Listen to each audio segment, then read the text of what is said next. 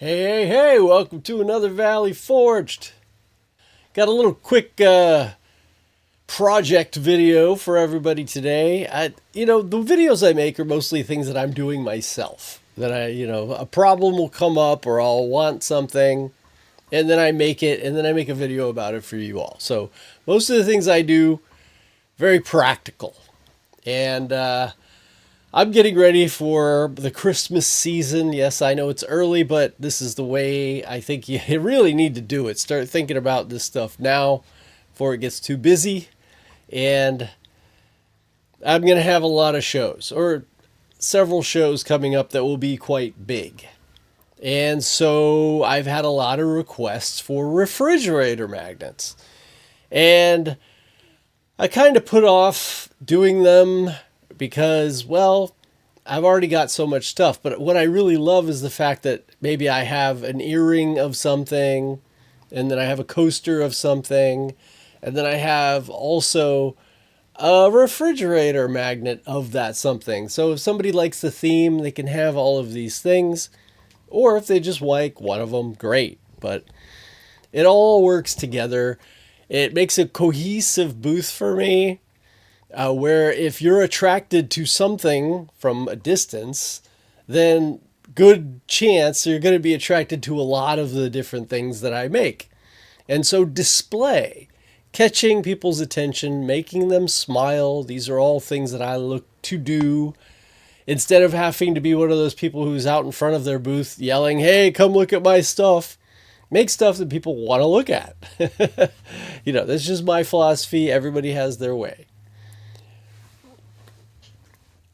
Try and make things as much fun for me as possible. It's always easier to deal with a customer who is smiling. And getting back to the refrigerator magnets, first thing I have to think of is, okay, I'm going to make a bunch of magnets. I'm not just going to throw them on the table. Where are they going to go? I could, as I have in front of me here, you got a magnetic dry erase whiteboard paper. You could just put a board out, stick that on it, and put your magnets down. But it really doesn't go with the theme of what I do. And so I was thinking, well, it's a refrigerator magnet. I should make that board look like a refrigerator. And I just think it's more exciting. It's more exciting for me. And I think it looks better on my overall presentation. So since I am doing this for myself, I am also going to put it out there for everybody else. Maybe there's a few of you out there that this could be useful. Or you could just make the refrigerator magnets and put them on your own refrigerator or sell them or give them away. Whatever you want. But these are the refrigerator magnets that I made for my booth. And hopefully you will like them. I'm going to go over everything how I made it. Very, very simple.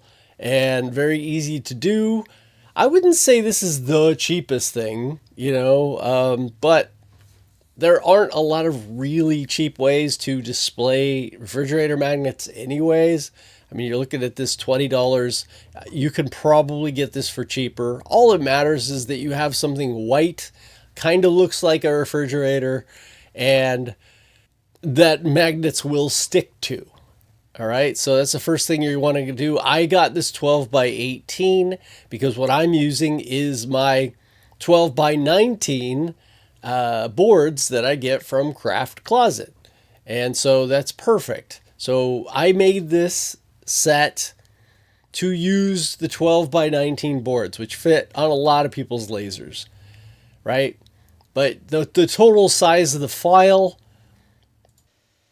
here's the file sideways, so if we just take a look at that, we have 11 by 17. So as long as you could fit that on your laser, then this is going to work. Of course, you could resize it. Even if you resize this down a little bit, you could still use the same backing.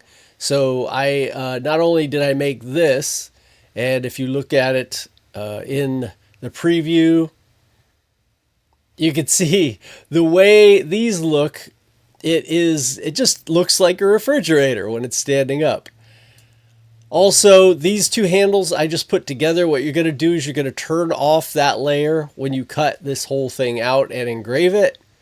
And then you're going to go back and you're going to figure out what material you want. You turn the other two off.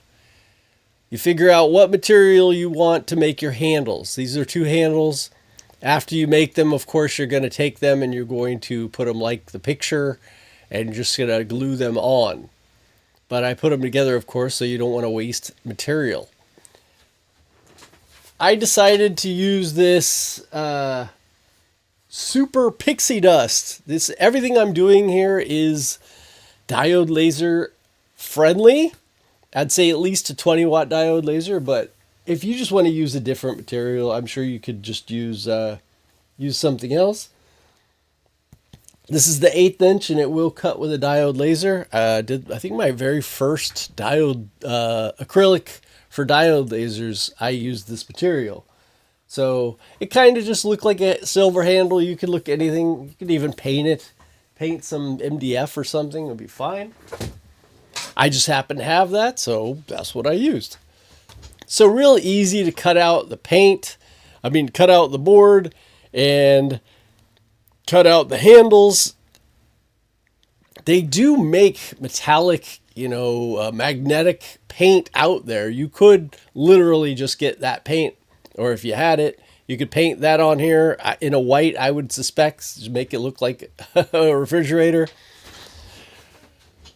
But I went with the dry erase paper, and what I did is I just took an X-Acto knife and cut out the refrigerator after I was done with it. I just laid it down, cut it out. It was very simple, was not hard. And then this dry erase paper has a sticky, so I just stuck it on there. Actually, what I really did is I just stuck it on there and then I cut it out. That was a bit easier. Came out fine, I think. It looks good. And then I went to work on making the magnets. But, making the magnets. But you got to get the magnets. And you can go to the craft store and get that cheap-ass, bendable magnetic material that doesn't stick to hardly anything. I'm not a big fan of that. It is cheaper, and, you can cut some big pieces and it will work. I personally really prefer the stronger magnets. I think it just feels better for the customer when they pull it off of something, that it feels like it has some stick to it. So I tend to go with the neodymium, something around a quarter, size of a quarter, maybe a little bit less, work pretty well.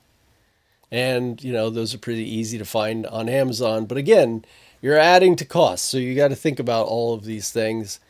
But, if I'm charging $5 for a refrigerator magnet, at least, then, I think I'm doing okay in volume, when I'm doing volume here. So what did I use to cut these out? In general, I used the two-tone acrylic from Craft Closet, and it's just because it's just so easy. You buy it, you engrave it, you'll wipe it down, and you're done. I stick the magnets on there. If I have the small ones, which I bought on accident one time, I actually put 2 because I want it to be super sticky. But then other cases where I could just use 1 when I get the right size. Happens to all of us, right? But the two-tone the two-tone acrylic from Craft Closet, very diode usable and real easy. And I can do all these different colors, right? Fairly easy, same settings, just taking one board out, putting in another. I don't have to change anything, it's just done. Now, if you're going to go and use wood, what I did is I of course have lots of this actual 3mm cherry, all different types of, hardwoods I got from Craft Closet as well. And I use those for tons of things. And I gotta say, man, this cross, it's a newer one that I made. I'm gonna make a large version of this, stand version as well, because it is beautiful. It's these pictures aren't going to do it justice. I have not put any finish on this thing. I've not done a single thing to it other than just engrave it out. That's it. And the beauty of the natural cherry. So some of the oils that got up on top of the wood after the engrave, it just looks so beautiful. When you're doing something like this, doing real wood instead of plywood, it just looks so much better. Because when you're doing a deep engrave, with a plywood, you're getting into those plies that aren't wood, or they're cheap wood, or mostly MDF, or what glues and things like that. It looks fine, but it just doesn't have that really crisp look to it. So I'm really happy with that. And I'll probably do a whole set of magnets out of hardwoods like that. But I do like having the two-tone acrylic just because you have all these different colors. It's pretty vibrant and people can see it from far away. And then they'll come over, maybe look at the wood one and want that. Who knows? But, and now you can take a look at the back. Actually, I'll pull that up on Lightburn. So here is the backing. Okay, the backing is made to be already set for the size that it already is. It sets perfect. There's nothing to worry about. Very sturdy, leans at just the perfect angle in my opinion, and ready to go. Now I did use a 1/4 inch, so I used the 3mm MDF to make the actual refrigerator, and then I used 1/4 inch, so 6mm on the backing. And the reason I did that is, it's just more sturdy, adds a little bit more weight, a little more heft. Now you could do like 2 things of 3mm. There's lots of different ways to do this. So if you can't do 6mm, 2 3mm, 1 3mm, play around with it, do what you want. The only thing that you're going to have to change is these little slots in the back, and that will, if you just go over here to millimeters, right now it's at 6mm, but so you would just change this to however thick your piece is. So you're going to measure it with calipers or something. See, now here's one thing to keep in mind, and this is a good thing to learn for all of the different times that you change a slot size. If you only want to change the width of it, what I often do is there are different techniques you can do to this, right? Do for this. Just select the whole thing. I take this and I put it right on a line or something, so where it's directly in the middle, so that you can stick this right back in the same spot if you change the overall size. Then what you're going to want to do, you're going to want to go up, just select these, and then you just want to unlock it so that now I can change the width, but it won't change the height. If this lock is on, you're going to change the width and the height, and although it's still going to work, it's not going to work the way that it should. So that's pretty much the only thing that you're going to need to change, is just making sure that the width of your wood is the same, and then you're just going to put that in. I would do these one at a time, and just, hey, say you got 5mm, bam, that's 5mm. Set it in the middle, 5mm. Again, there's probably other ways to do this. It's just, for me, the quick and simple way to do it. There, you're done. And now you're ready to cut it out. And I did put these in 2 separate layers just so you cut them out separately to try and save as much wood as you can. And you're going to glue this to the back. What I would do is just kind of set it up how you'd like to set it up. You can look at mine and you can just do it pretty close to that. And it just depends on how much lean you want and how you want it to be. But if you do it pretty close to the way that I did it, it's going to work well. and glue it on. You know, I will wait to glue this back part on until I actually get to my event or the night before, just, you know, to make it easier for me to do things. You could probably also just put some, you know, something sticky in there so that it just holds in there and you can take it out. I don't know. Everybody has their way, but this is a good basic set for that. Let's get into the actual magnets. There are a ton of magnets that I added, and these all come with the pack, right? So as you can see, these are a lot of the ones that I do all the time, but I did add a few things in there. I think they're interesting. Most people that are going to come by are going to at least like one of them.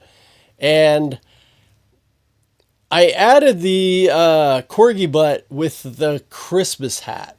Now, this is very easy to also make into a Christmas ornament. A lot of these are, right? And a lot of these are actually the right size for a Christmas ornament. So all you'd have to do is add a hole and, you know, tie a ribbon through them, and you would have a Christmas ornament. So that's another way to go with this, since that is the season coming up.